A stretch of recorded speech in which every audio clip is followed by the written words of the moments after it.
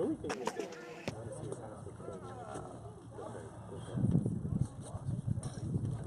you doing? You know from the library board. Have you met Danny Garici? He's also on the library board. He's the chair this year.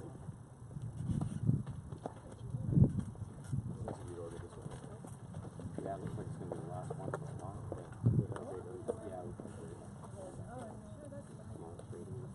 Told we're good to go. Welcome everyone. Good afternoon, welcome. My name is Sean Collier, Regional Councillor for Wards 1 and 2, and your MC for today's ceremony. We're here to officially break ground on Phase 2 expansion of the Audley Recreation Centre, also known as the ARC. I'd like to welcome our special guests in attendance and those tuning live on Facebook. We have a great lineup of speakers today, here to highlight the impressive new features, amenities, and leading-edge design of the ARC expansion. I'd now like to invite Mayor Steve Parrish to the podium to tell you a few of the things. Thank you.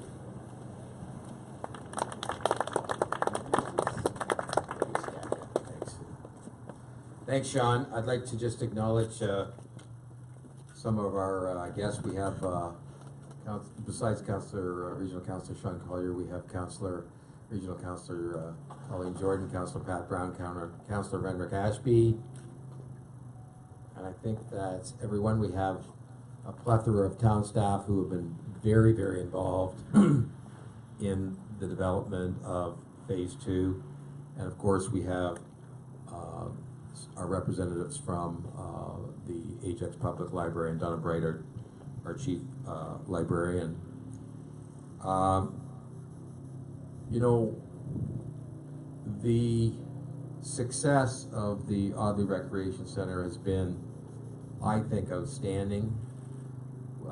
What we've done here since it opened just 4 or 5 years ago, we've hosted the Pan Am Games here.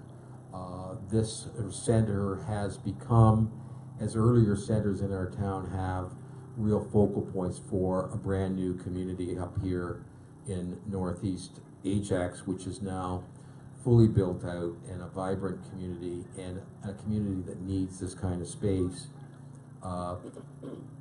What makes another recreation center for me such a full community focus in the McLean Community Center is the fact that it has a branch library there, and families come there for swimming, for recreation, and also for all the services that the library offers. And Phase 2, we're happy to say, is going to have a branch library to serve this whole northeast quadrant of Ajax, and it's going to be like at McLean. It's going to be a real hub and focus and help make it a very complete community center.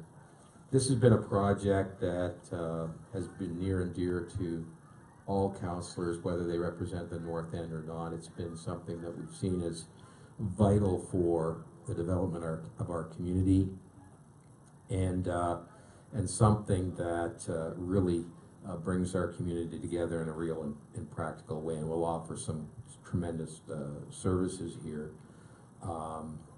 In addition to those people I've mentioned, I'd also like to acknowledge Jeannie Ng of MJMA Architects, who has done the design for this facility. MJMA is an award-winning architectural firm. This is a 34,000 square foot addition. In addition to a new modern branch library, is also going to have active living areas, multi-purpose community rooms, an off-leash dog park, outdoor amenities, expanded parking lot, and an electric vehicle recharging station.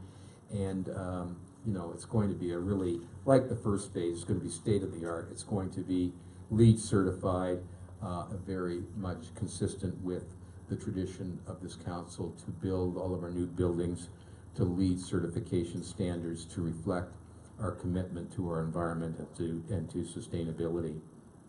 So, I am not nearly as qualified, I don't think, no, I'm sure I'm not, as Jeannie Ng to talk about the practical and the details of this building, because I'm just a stupid politician and she's an architect. So I'd like to have Jeannie Ng come up and tell us all about this wonderful building. Thanks.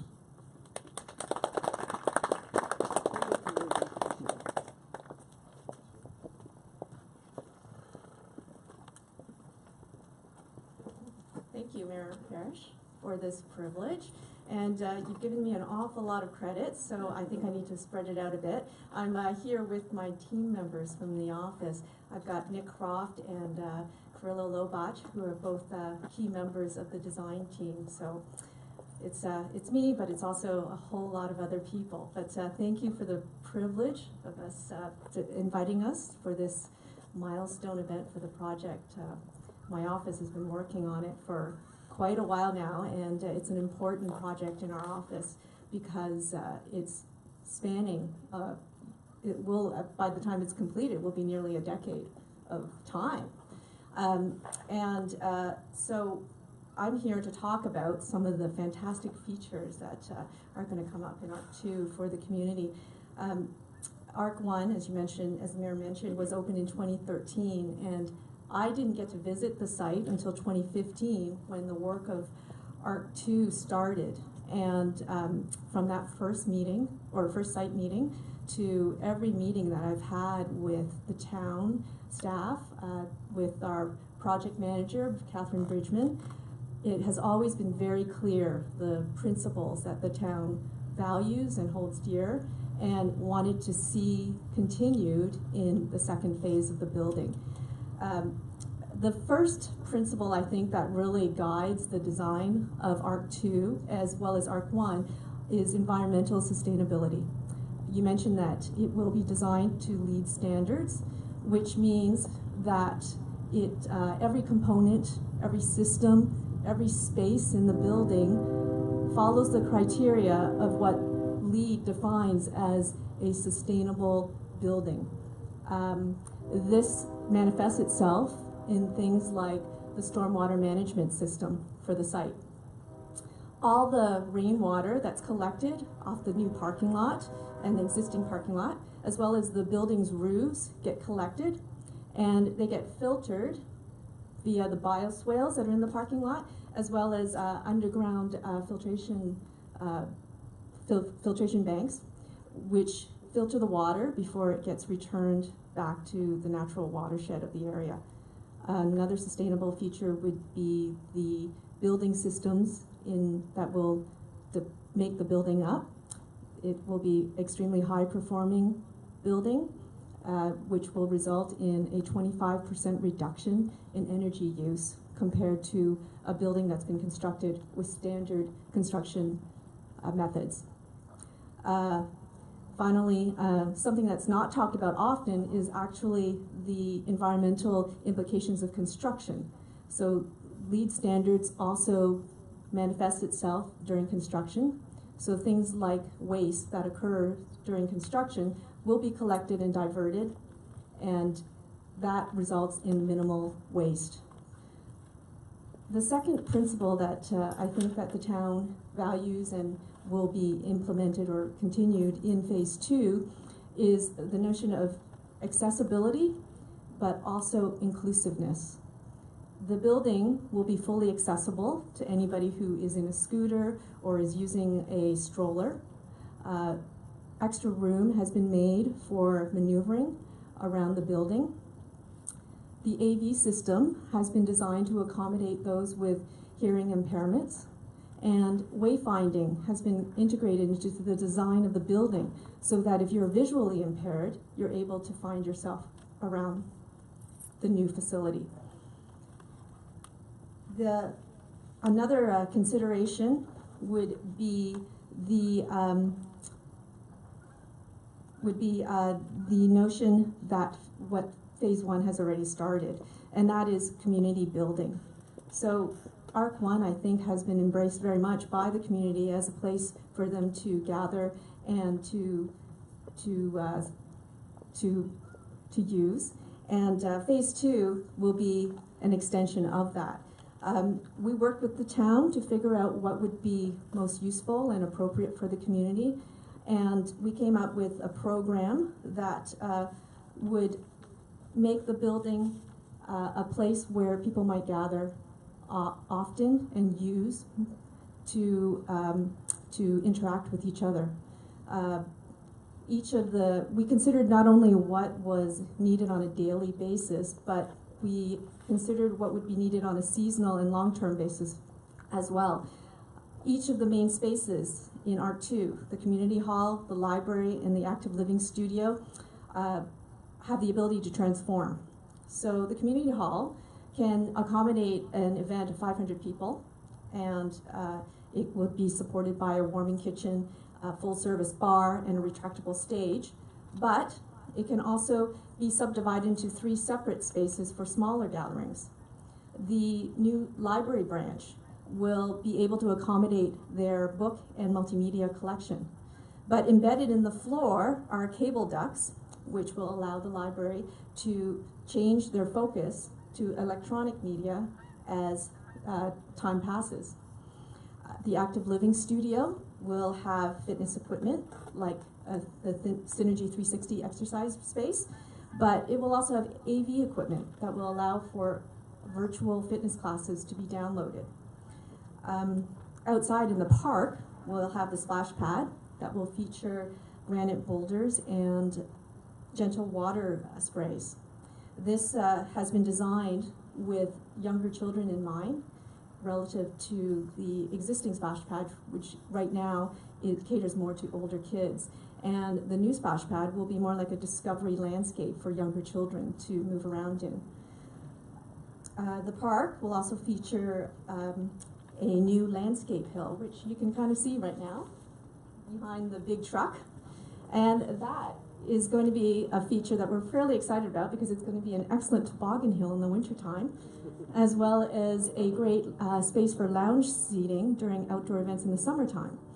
And then finally, we'll have also a new Off-Leash Dog Park, which will be located near the existing parking lot and off the trail that circles the park. Again, a gesture to people who have different needs on the site. There are many features that this new project is going to bring to the building, to the park, and it's far more than I can list at this point. But I think the thing that I wanted to come away with was that the community center was really designed with the community's needs at heart, and we hope that the space will continue to reinforce what ARC1 has already begun, which is that it will serve the community and that it will continue to be embraced by the community. Thanks.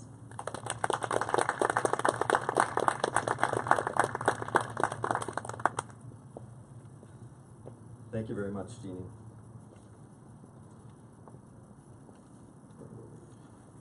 Oh, one thing we missed, I noticed MPP Joe Dixon, member of Provincial Parliament for Ajax, has arrived. So Joe, I just wanted to acknowledge you here also. Welcome. Now I'd like to ask Donna Bright, Chief Librarian, Ajax Public Library, to the podium. Donna?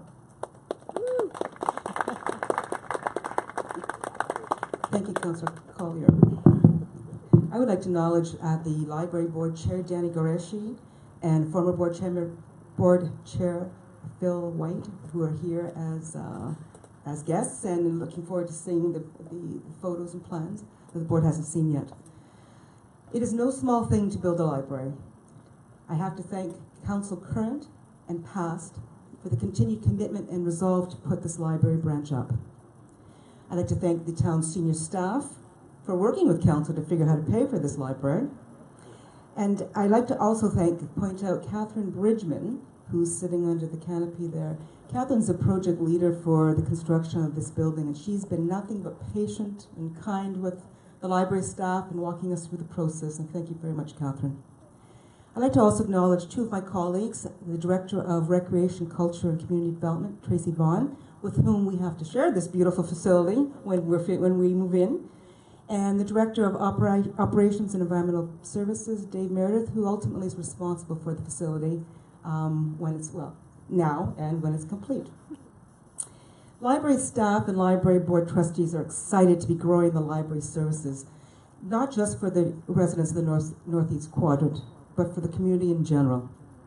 We look forward to providing residents with new flexible spaces, including those that Jeannie mentioned, as well as private and collaborative study rooms and meeting space, distinct areas for both teens and young children, internet and wireless enabled workstations, and we know that these multi-use areas with flexibility will be the perfect environment for community engagement and will allow us to offer new programming for our visitors.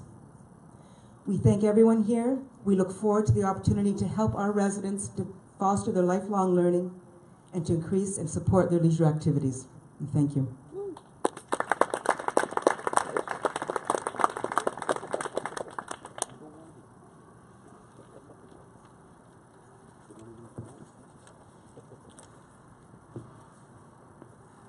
Thank you, Donna. At this time, I'd like to invite members of council, staff, and special guests to take part in a ceremonial sod turning. I want to thank everybody for joining us in this milestone celebration. We're committed to keeping the community updated as construction moves forward.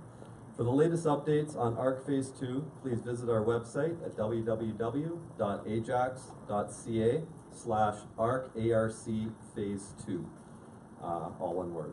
Thank you very much today, and can we have everybody up for picture, please?